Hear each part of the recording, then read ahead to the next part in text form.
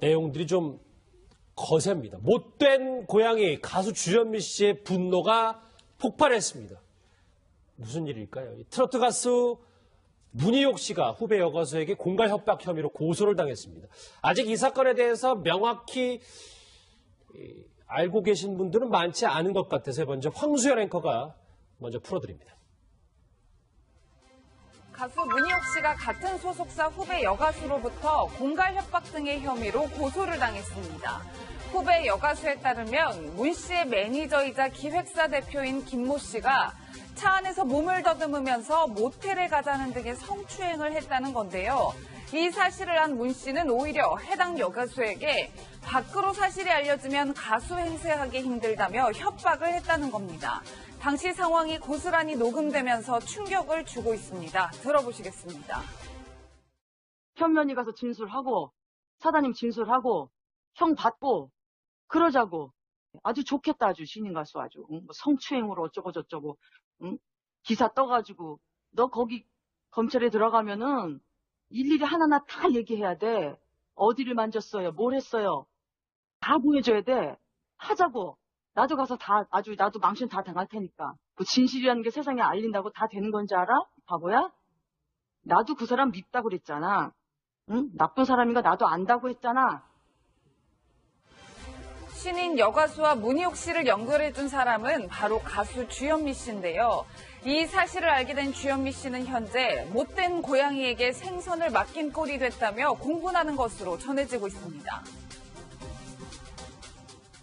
사건의 전말이 좀 이해가 됐습니다. 하재근 평론가님. 예. 주현미 씨 얘기를 좀 더 해볼 수밖에 없잖아요. 사실. 예. 그러니까 주현미 씨, 그러니까 요번에 이제 고소를 한 신인 가수가 초등학생 때부터 주현미 씨의 디너쇼에 가면서 이 신인 가수가 부모님부터 이제 주현미 씨 팬이었다는 거죠. 그래서 이 신인 가수가 중학생 때 주현미 팬클럽에 들어갔고 주현미 씨가 굉장히 예뻐했답니다. 그래서 이분이 성인이 된 이후에 가수 생활을 하고 싶다라고 하니까 이분이 이제 주현미 씨한테 이모 이런 식으로 부를 정도로 굉장히 친한데 주현미 씨가 내가 알아봐 줄게 라고 해서 그때 이제 문희옥 씨가 주현미 씨한테 우리 소속사 너무 좋다. 우리 소속사는 가수한테 노래만 부를 수 있게 배려해준다라고 이야기하니까 주현미 씨가 문희옥 씨 말을 믿고 자기가 예뻐하는 그 신인 가수를 소개를 시켜줬는데 그 신인 가수가 문희옥 씨 소속사로 들어가서 소속사 대표한테 성추행을 당했다라고 주장을 하면서 심지어 문희옥 씨가 내 입막음을 하려고 협박을 했다. 이렇게 또 주장하고 나선 겁니다. 예. 최 변호사님, 지금 사건이 이제 협박에 사기에 성추행까지 형사사건으로 넘어갔는데 문희옥 씨가 어떤 입장을 내놓아야 될 것 같아요. 저렇게 정확한 물증이 있으니까요. 그렇습니다. 아직까지는 문희옥 씨나 그 소속사 측에서는 한마디로 묵묵부답. 너무나 명백하게는 어떤 물증이 있다 보니까 이 부분에 대해서 내부적인 어떤 대응을 하는데 상당 부분 시간이 걸리지 않은가 싶은데요. 아마 계속 그대로 있기는 사실 어려울 테고 다만 한 가지 생각을 한다고 하면은 어떤 개인적인 어떤 관계에서 제3자를 통해서 내부의 어떤 조율을 하고 있을 가능성은 없지 않다라고 생각을 합니다. 내부 조율. 예, 그렇지만 이미 지금 말씀하신 것처럼 이 피해자 측에서 이거 문희옥 씨 같은 경우에는 사기죄와 협박죄 그리고 이 소속사 대표에 대해서는 성폭력으로 해서 고소를 해놨는 사건이기 그렇죠. 때문에 아마 본인들 같은 경우에는 이 형사 사건에 어떤 식으로는 입장을 내건 형사 사건에 영향을 미칠 수 있기 때문에 본인들로서는 형사 사건에 대해서 대응하는 그 차원에서 아무 말도 하고 있지 않은 것 같은데 그럼에도 불구하고 공인의 인접에 비춰와서는 조숙한 내로 이 부분에 대한 어떤 답변을 내놔야 될 의무가 있지 않을까 생각합니다. 예. 오른쪽에 준비한 거 한번 보시겠습니다. 여러분들 다 이제 이해가 되셨을 텐데 그럼에도 불구하고 소속사 대표에게 성추행에 당한 신인 가수를 문희옥 씨가 협박한 이 부분에서 상식적으로 생각해도 저 녹취까지 다 들어봤지만 왜 소속사 대표의 잘못을 이렇게 급격하게 감싸려고 했다. 그 진짜 속내는 뭐라고 보십니까? 그거를 지금 문희옥 씨가 아무 말도 안 하니까. 근데 저 이야기만 들어보면 저 말을 들은 사람 입장에서는 협박으로 느낄 수 있었을 것 같은데 들은 사람 입장에서는 예. 한 사람이 무슨 생각으로 저 얘기를 했는지, 그러니까 문희옥 씨 그 매니저 측에서는 그냥 그 뭐 조카 같고 좀 아끼는 마음에 후배를 타이른 것이다 이렇게 이야기를 하는데, 그러니까 문희옥 씨 입장에서 좋게 생각을 해보면 아, 저분이 산전수전 다 겪으면서 연예계 생활을 해보니까 여자 연예인 입장에서 성추문으로 뉴스 나오는 게 좋을 게 하나도 없다. 좀 덮어두고 가자. 그러니까 너의 미래를 생각해서 조금 덮는 게 좋을 것이다. 네 가족도 네가 가수로 성공하는 걸 그렇게 원하는데 지금 네 커리어 망치는 거 아니냐. 좋게 생각하면 그럴 수도 있지만 너무 이게 말투가 좀 위협하는 말투라는 점하고, 또 문희옥 씨가 나도 망신당할 테니까 이런 이야기를 해서 그럼 문희옥 씨는 이 사건에 무슨 관련이 있길래 스스로 망신이라고 표현할까? 그러니까 굉장히 많은 물음표가 있는데 문희옥 씨가 아무 말도 안 하니까 그것 때문에 문희옥 씨에 대한 의혹이 더 커지고 있는 상황인 거죠. 예, 뭐 말씀처럼 법리적으로 문제를 따져봐야 될 것 같은데 앞서 들었던 녹취에 보면 검찰에 가면 어디를 만졌다 이렇게 다 보여줘야 된다 뭐 이런 얘기를 하는데 이게 협박죄에 좀 성립이 될까요? 그렇습니다. 이 부분을 봤을 때는 상당 부분 어떤 경계선상에 있어 보이는 것 같습니다. 녹취만 그렇습니다. 그 내용만 가지고는 한마디로 협박을 했다라고 하거나 아니면 강요를 해서 어떤 그 고소를 하는데 고소를 하지 못하도록 했다고 하면은 그것이 강요죄, 쉽게 말하면 요즘 권리행사 방해죄 이런 것이 되는 것 같은데요.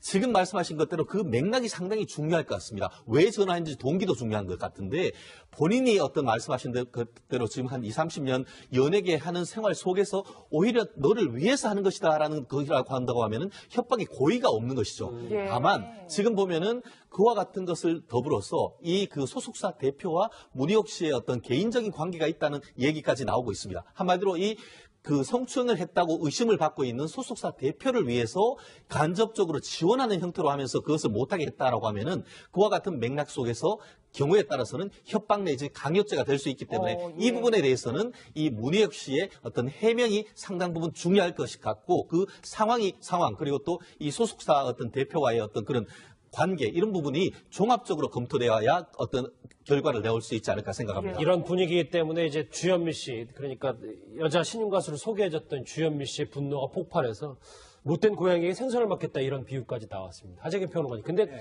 저는 이 얘기를 처음 들었는데 문희옥 씨가 이제 트로트 가수사에서 조금 좀 엄격하기로 좀 유명한 분이라는 얘기가 있어요. 예, 그러니까 평소부터 좀 이렇게 입이 표현이 걸고 좀 직설적이고 군기반장이다 이런 표현이 있는데, 걸다기보다는 좀 뭔가 후배들한테 따끔하게 직설적으로 소리도 하고 뭐 예. 선배한테도 그렇게 얘기를 한다고 하고 주현미 씨한테도 언니 뭐 그렇게 살지 마 이런 식으로 이야기를 했다고, 까마득한 후배인데, 그러니까 꼭 악의가 있어서가 아니라 예. 평소에 그렇게 조금 흉어물 없이 이야기를 하는 스타일이고, 특히 후배한테는 군기반장이라고 할 정도로 보통 이제 연예계, 연극계 이런 데 보면 그러니까 중간 위계 정도 되는 사람이 후배를 다 잡습니다. 맨 위에 있는 선배가 직접 후배한테 이래라 저래라 하진 않고 중간급 정도가 좀 악역을 맡는 경우가 있는데, 문희옥 씨가 그런 경우가 아니냐. 근데 이제 요번 같은 경우에 문희옥 씨가 말을 굉장히 술술술술술술 굉장히 여러 가지 이야기를 하거든요. 지금 뭐 너 할머니 생각도 해야 되고 아빠 생각도 해야 되고 뭐 검찰에 가면 안 좋은 일 있을 거고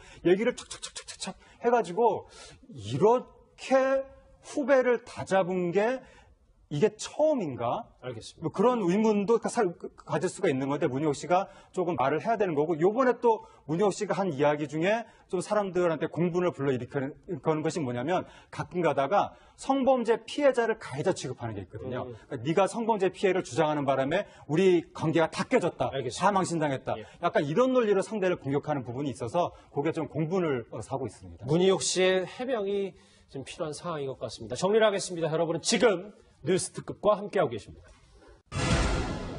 재발로 온 아내입니다.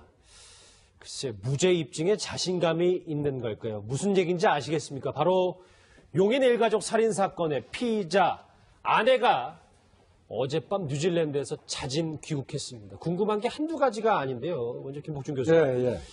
글쎄, 아내 역할, 이제 남편 대신 아내가 자진 귀국했다, 우리가 어떻게 봐야 되는 겁니까? 일단은 뭐 아내 입장에서는 아마 이제 자신들의 아마 가족들이 신속히 너도 지금 뭐 살해 어떤 공모 혐의로 지금 경찰에서 체포영장을 받아가지고 어차피 강제 송환될 것이다. 그럴 바에야 뉴질랜드 경찰에는 절도 혐의로 그 사람이 구속된 건 아니니까요. 자진해서 들어와가지고 그 진술을 조사를 받는 게 낫지 않겠느냐고 설득을 해서 들어왔다고 합니다. 지금 현재는. 그렇군요. 용인 일가족 살인 사건 관련해서 밀도 있게 짚어주신 최진영 변호사 나오셨습니다. 어서 오십시오. 예, 최 변호사님 이렇게 자진 귀국을 하면서 어떤 엄청난 이야기를 내놓을 것인가 저희 기자들이 그런 생각을 해봤는데 정작 들어와서는 내가 범죄 사실을 공항에서 알았다. 난 모른다. 이렇게 부인을 하고 있어요. 그렇습니다. 한마디로 나는 전혀 관계없다. 이렇게 얘기를 하고 있는 것이죠. 실질적으로 지금 그 부인이 받고 있는 혐의 같은 경우에는 이 3명에 대한 살인에 대해서 공모했는 여부, 그리고 또 이후에 어떤 죄적을 인멸하는 가운데 도와줬는지 여부, 이 부분이 2가지가 지금 그 혐의를 받고 있지 않습니까? 그런데 지금 와가지고는 아예 그러니까 나는 전혀 모른다라고 지금 얘기를 하고 있기 때문에 예. 그럼에도 불구하고 지금 경찰 같은 경우에는 상당 부분 혐의와 관련된 혐의가 있을 듯한 간접적인 증거를 지금 많이 확보하고 있습니다. 그렇기 때문에 지금 이 과정 속에서 얼마만큼 어떤 이 자백을 이끌어낼지 이 부분이 좀 귀추가 주목되는 것 같은데요. 예. 단순한 어떤 그런 어떤 증거인멸이라든가 아니면은 이런 그 범인 도피라든가 이런 부분만 될 것인지 아니면은 말씀드렸듯이 본질적으로 그 살인죄를 하는 과정에서 직접적인 어떤 공모 여부가 있는 것인지 이 부분을 명확하게 밝혀야 이 죽음에 억울함이 없을 것 같습니다. 이게 부인의 공모관계, 공범관계는 저희가 앞으로 좀 더 짚어볼 텐데 김복주 교수 그 전에 이 남편 있잖아요. 뉴질랜드로 도피하기 전에 어머님 계좌에서 8천만 원을 뺐는데 이 부분은 저희가 어떻게 봐야 되는 겁니까? 그러니까 역시 어떤 경제적인 그 의도에서 이 자신의 그 일가족 3명을 살해했다는 거는 이제 뭐 여실히 드러나는 걸로 보여지고요.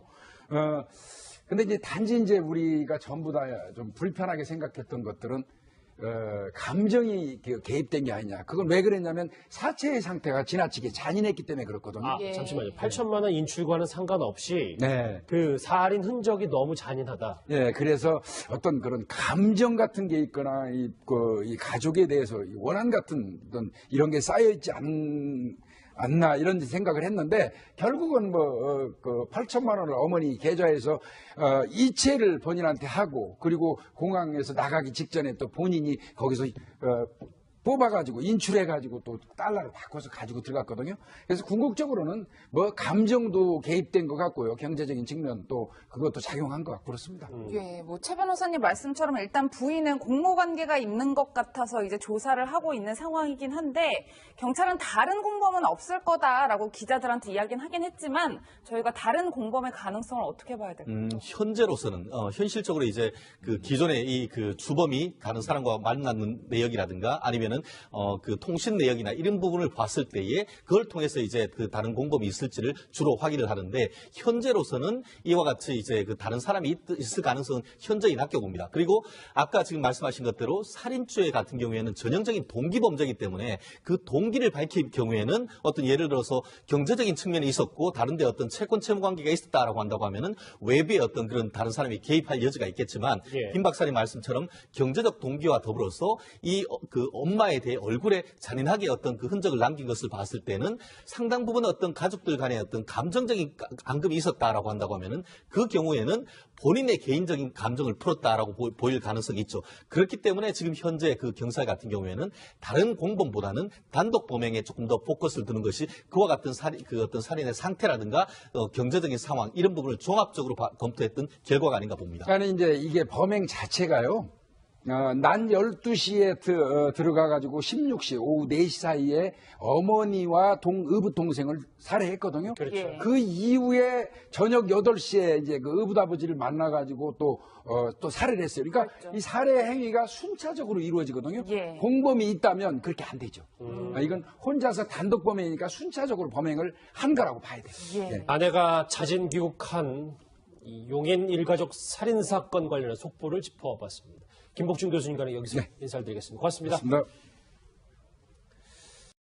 현면이 가서 진술하고 사단님 진술하고 형 받고 그러자고 아주 좋겠다 아주 신인 가수 아주 뭐 성추행으로 어쩌고 저쩌고 기사 떠가지고 너 거기 검찰에 들어가면은 일일이 하나하나 다 얘기해야 돼. 어디를 만졌어요? 뭘 했어요? 다 보여줘야 돼. 하자고. 나도 가서 나도 망신 다 당할 테니까. 그 진실이라는 게 세상에 알린다고 다 되는 건지 알아? 바보야? 나도 그 사람 밉다고 그랬잖아. 응? 나쁜 사람인가 나도 안다고 했잖아. 신인 여가수와 문희옥 씨를 연결해준 사람은 바로 가수 주현미 씨인데요. 이 사실을 알게 된 주현미 씨는 현재 못된 고양이에게 생선을 맡긴 꼴이 됐다며 공분하는 것으로 전해지고 있습니다. 사건의 전말이 좀 이해가 됐습니다. 하재근 평론가님. 예. 주현미 씨 얘기를 좀 더 해볼 수밖에 없잖아요. 사실. 예. 그러니까 주현미 씨, 그러니까 요번에 이제 고소를 한 신인 수행까지 형사사건으로 넘어갔는데 문희옥 씨가 어떤 입장을 내놓아야 될 것 같아요. 저렇게 정확한 물증이 있으니까요. 그렇습니다. 아직까지는 문희옥 씨나 그 소속사 측에서는 한마디로 묵묵부답. 너무나 명백하게는 어떤 물증이 있다 보니까 이 부분에 대해서 내부적인 어떤 대응을 하는데 상당 부분 시간이 걸리지 않은가 싶은데요. 아마 계속 그대로 있기는 사실 어려울 테고, 다만 한 가지 어떤 생각을 한다고 하면은 어떤 개인적인 어떤 관계 제3자를 통해서 내부의 어떤 조율을 하고 있을 가능성은 없지 않다라고 생각을 합니다. 내부 조율이. 예, 그렇지만 이미 지금 말씀하신 것처럼 이 피해자 측에서 이거 문희옥 씨 같은 경우에는 사기죄와 협박죄, 그리고 이 소속사 대표에 대해서는 성폭력으로 해서 고소를 해놨는 사건이기 그렇죠. 때문에 아마 본인들 같은 경우에는 이 형사 사건에 어떤 식으로는 입장을 내건 형사 사건에 영향을 미칠 수 있기 때문에 본인들로서는 형사 사건에 대해서 대응하는 그 차원에서 아무 말도 하고 있지 않은 것 같은데, 그럼에도 불구하고 공인이 가수가 초등학생 때부터 주현미 씨의 디너쇼에 가면서 이 신인 가수가 부모님부터 이제 주현미 씨 팬이었다는 거죠. 그래서 이 신인 가수가 중학생 때 주현미 팬클럽에 들어갔고 주현미 씨가 굉장히 예뻐했답니다. 그래서 이분이 성인이 된 이후에 가수 생활을 하고 싶다라고 하니까 이분이 이제 주현미 씨한테 이모 이런 식으로 부를 정도로 굉장히 친한데, 주현미 씨가 내가 알아봐 줄게 라고 해서 그때 이제 문희옥 씨가 주현미 씨한테 우리 소속사 너무 좋다. 우리 소속사는 가수한테 노래만 부를 수 있게 배려해준다 라고 이야기하니까 주현미 씨가 문희옥 씨 말을 믿고 자기가 예뻐하는 그 신인 가수를 소개를 시켜줬는데, 그 신인 가수가 문희옥 씨 소속사로 들어가서 소속사 대표한테 성추행을 당했다라고 주장을 하면서 심지어 문희옥 씨가 내 입막음을 하려고 협박을 했다. 이렇게 또 주장하고 나선 겁니다. 예. 최 변호사님, 지금 사건이 이제 협박에 사기에 인접에 비춰와서는 조속한 내로 이 부분에 대한 어떤 답변을 내놔야 될 의무가 있지 않을까 생각합니다. 예. 오른쪽에 준비한 거 한번 보시겠습니다. 여러분들 다 이제 이해가 되셨을 텐데, 그럼에도 불구하고 소속사 대표에게 성추행을 당한 신인 가수를 문희옥 씨가 협박한 이 부분에서 예. 상식적으로 생각해도 녹취까지 다 들어봤지만 왜 소속사 대표의 잘못을 이렇게 급격하게 감싸려고 했다. 예. 그 진짜 속내는 뭐라고 보십니까? 그거를 지금 문희옥 씨가 아무 말도 안 하니까. 근데 저 이야기만 들어보면 저 말을 들은 사람 입장에서는 협박으로 느낄 수 있었을 것 같은데, 들은 사람 입장에서는 예. 한 사람이 무슨 생각으로 저 얘기를 했는지, 그러니까 문희옥 씨 매니저 측에서는 그냥 조카 같고 좀 아끼는 마음에 후배를 타이른 것이다 이렇게 이야기를 하는데, 그러니까 문희옥 씨 입장에서 좋게 생각을 해보면 저분이 산전수전 다 겪으면서 연예계 생활을 해보니까 여자 연예인 입장에서 성추문으로 뉴스 나오는 게 내용들이 좀 거셉니다. 못된 고양이 가수 주현미 씨의 분노가 폭발했습니다. 무슨 일일까요? 트로트 가수 문희옥 씨가 후배 여가수에게 공갈 협박 혐의로 고소를 당했습니다. 아직 이 사건에 대해서 명확히 알고 계신 분들은 많지 않은 것 같아서 먼저 황수연 앵커가 먼저 풀어드립니다. 가수 문희옥 씨가 같은 소속사 후배 여가수로부터 공갈 협박 등의 혐의로 고소를 당했습니다. 후배 여가수에 따르면 문 씨의 매니저이자 기획사 대표인 김모 씨가 차 안에서 몸을 더듬으면서 모텔에 가자는 등의 성추행을 했다는 건데요. 이 사실을 안 문 씨는 오히려 해당 여가수에게 밖으로 사실이 알려지면 가수 행세하기 힘들다며 협박을 했다는 겁니다. 당시 상황이 고스란히 녹음되면서 충격을 주고 있습니다. 들어보시겠습니다.